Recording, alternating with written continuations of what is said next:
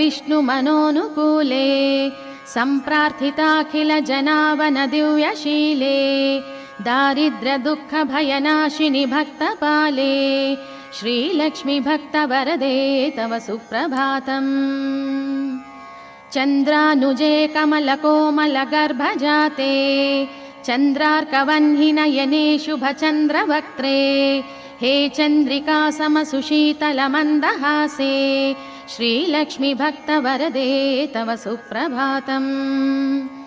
श्रीयादिलक्ष्मि सकलेप्सितदानदक्षे श्रीभाग्यलक्ष्मि शरणागतदीनपक्षे ऐश्वर्यलक्ष्मि चरणार्चितभक्तरक्षे श्रीलक्ष्मी भक्तवरदे तव सुप्रभातम्।